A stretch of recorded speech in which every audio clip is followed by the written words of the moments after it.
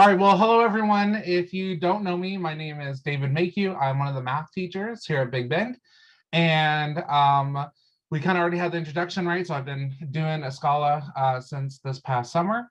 And I'm gonna share with you kind of the process and what I did and what I've learned. And hopefully it'll make sense. And yeah, here we go.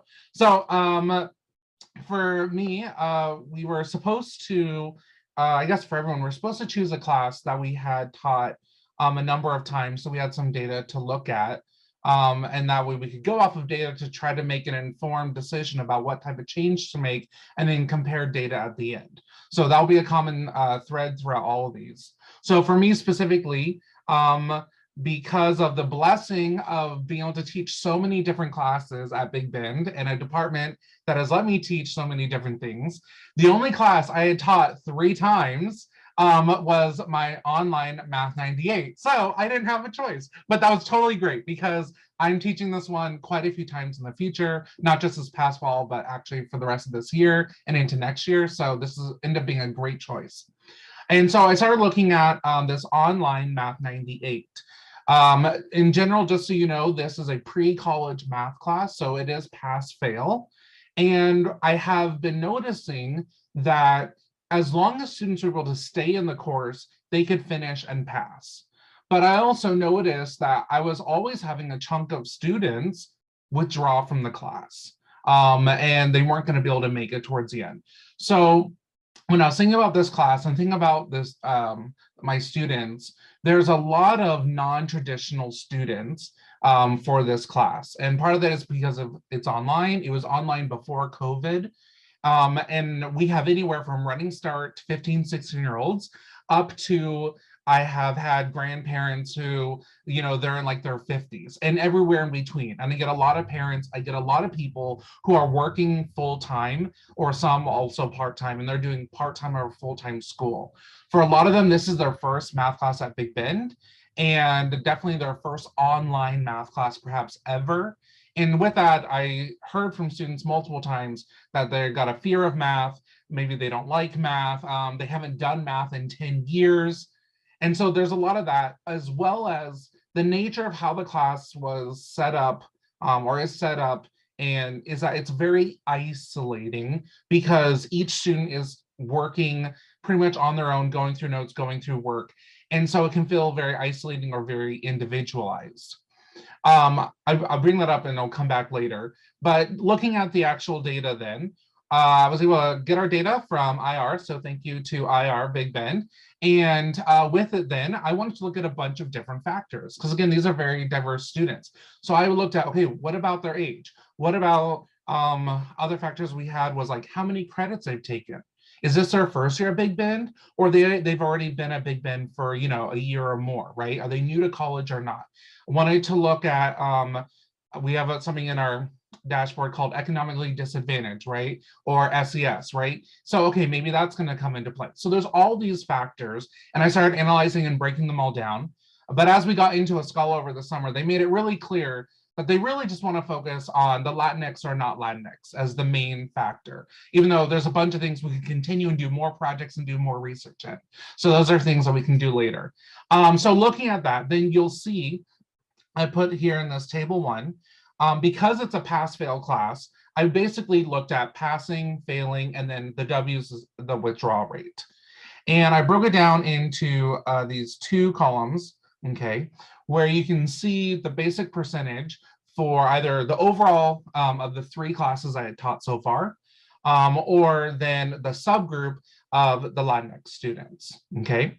And I highlighted specifically the withdrawal rate because I noticed there, again, if students could stay in the class, then they typically passed. So what about these students who weren't staying in the class? Can we save them to stay in the class and then pass? Wouldn't that be great?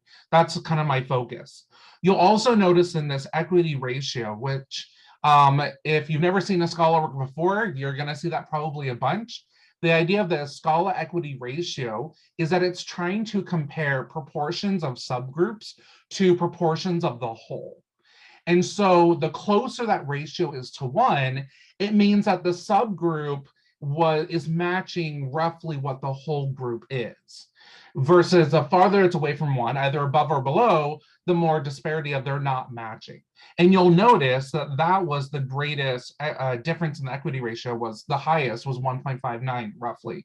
And so that also was a good key indicator of, oh, this would be a great thing to focus on. So that's what I decided was to then look at, okay, the focusing on the withdrawal, and then of course, we're focusing on Latinx, which then goes into part of our training this summer and research that ESCALA has done and others have done. And with that, we learned about the molcajete and the 3 feet, or think 3 pillars, 3 big ideas. One of them that I really wanted to focus on is relatedness and how important relatedness is for students. So that can be a huge motivating factor, which if we can hopefully get them to be more motivated, then they'll hopefully be able to stay in the class longer and do better.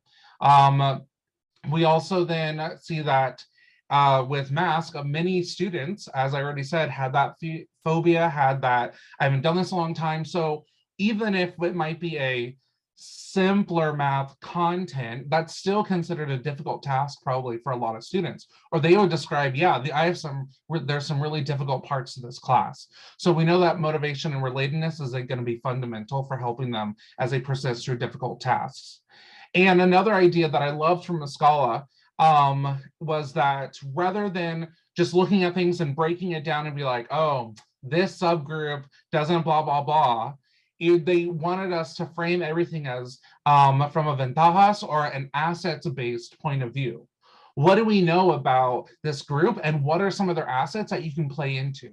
In other words, how to play into people's strengths. And so that's another idea, is then that we learned, well, okay, in Latinx culture, relatedness is a cultural value. So can we play into that strength to help then those students do even better? And that's a basic idea, which led to my research question that you can see here of, okay, how would increasing opportunities for relatedness by requiring one-on-one interactions multiple times affect the number of Latinx students who withdraw from my online Math 98 class? And that's basically what I wanted to look into. So going into it and doing it, again, my goal is I want to decrease the number of withdrawals. So I'm going to focus on the assets, focus on the value of relatedness. So in order to do that, I would meet with students, do real quick, like 5-minute Zooms, one-on-one that aren't, I do it like right in the beginning, the first 2 weeks, to try to get that initial connection as soon as possible. And part of that was I want to make it real low key. So, just quick 5 minutes, don't take a whole bunch of your time. They could do it while they're at work during lunch or something, work with their schedules and not make it like, oh man, I'm having to meet with my teacher, but just to get to know you. As well as, since this is an online class, there's a technology component, both in the sense of how do we work the math online system that we do, as well as like the tests are going to be proctored through something called HonorLock, and I have them take a practice syllabus with practice proctoring. So during that first meetup, I'm getting to know them. I'm making personal connections. I ask them about, okay, are you working full-time, part-time? Are you doing school full-time, part-time? What's your life like? Okay, I'm making that connection. I'm always trying to tell them, okay, I'm here to support you. Do you know that even though you're online, we still have our STEM tutors who can meet with you online? You now got to my Zoom. You now know how easy it is to schedule an appointment or to just drop into my Zoom. Okay, I've noticed you miss the first few days of work. How's it going now with the online assignments? Is it making sense day by day?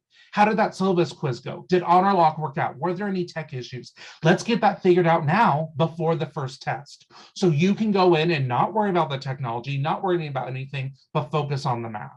So I'm trying to make those personal connections, both to them as a person, but also to them as a student, while showing the whole time I care, I'm recognizing you, and I'm here to support you.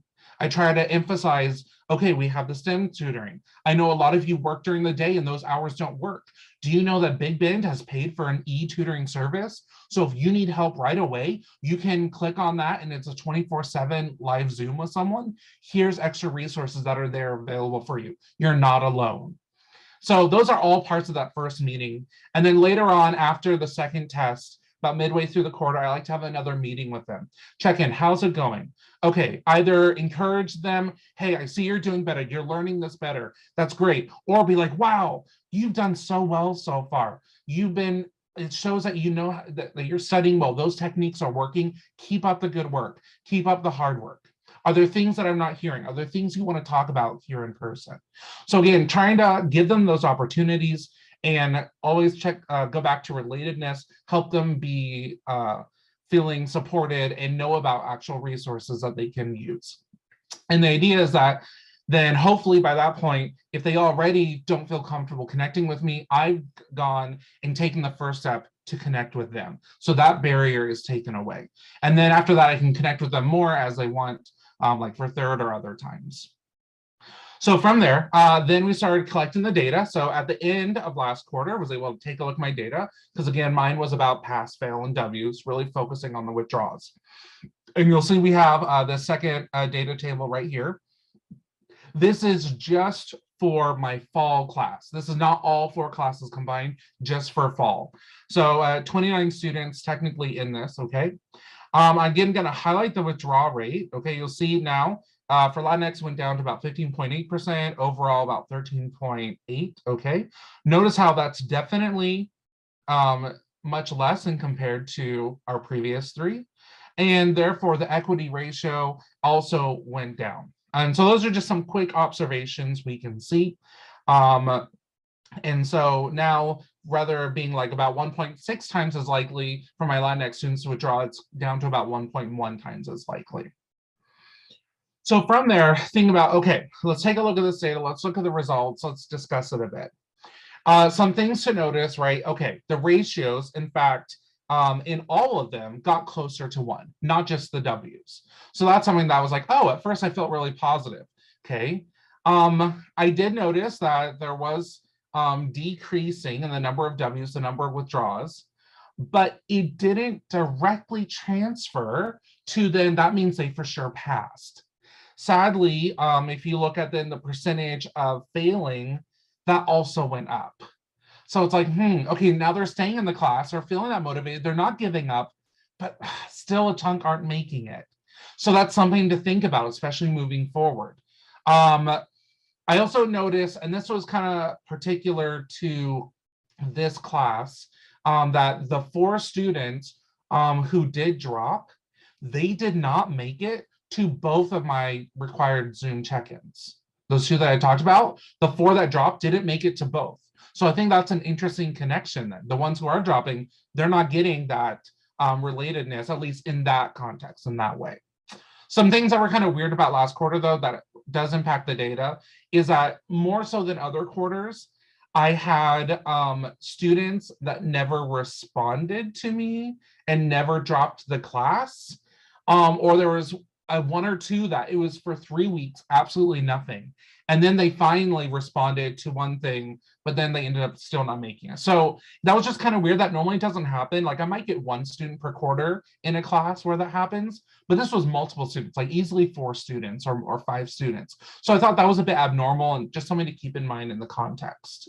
Something else that I want to bring up though, is that while it might be really easy to say, oh, look, my equity ratio got closer to 1. Well, the proportion of Latinx students from this fall was a greater proportion than in my previous quarters, which means automatically, since they make up more of the whole class, they are, of course, going to be closer representation to the whole class because they already represent more of it. So by default of having more Latinx students this past fall, the equity ratios will automatically be closer to 1. So that's something to also keep in mind. And maybe don't just go so drastic, 1.6 or 1.1, I'm amazing. You know, you got to keep that stuff in mind as we're going through. Of course, COVID is still happening and was still happening. And we know it's definitely been playing a factor. This was in fall, which for some students was our first quarter back. So that can come into play. And something that was also a change that happened during the class, but wasn't officially a change in my project, was that I had where questions are no longer sent directly to me, but there was a questions forum that got sent to the forum so the whole class could see, and they could all respond to each other, or I could respond. They could see that other students had questions. And I think that's a potential confounding factor because that's another important change. And that important change was brought up in student evals that they really appreciated it. So let's also be careful with trying to do causation of, oh, because they Zoomed with me, now more of them, stayed in the class. So there are a couple other confounding factors we have to watch out for. In terms of the research question, right? Okay, can we decrease the number of W's by increasing the relatedness? It seems that, okay, maybe we can. And it seems that requiring those one-on-one Zooms, those one-on-one interactions does increase that relatedness. And it does decrease the number of Latinx students withdrawing. Again, I'm saying seems because we can't say anything for sure. We have small data, which that's going to be an issue for everyone in all their classes. So I don't need to repeat that again and again. That's just going to happen. It does lead to next steps about what to do, which for me, like I've already mentioned, is okay, there's more things we can try. Yes, they stayed, but how do we get the ones to stay to also then pass? So there's still more ways to go beyond this. And how do we take into account, our confounding factors that I mentioned? Big conclusions, big takeaways. One is, okay, I know it takes time to do all the one-on-one Zooms, especially beginning of the quarter, trying to get things figured out, but it seems to really be worth it. And so I want to continue to do that and build those relationships right away.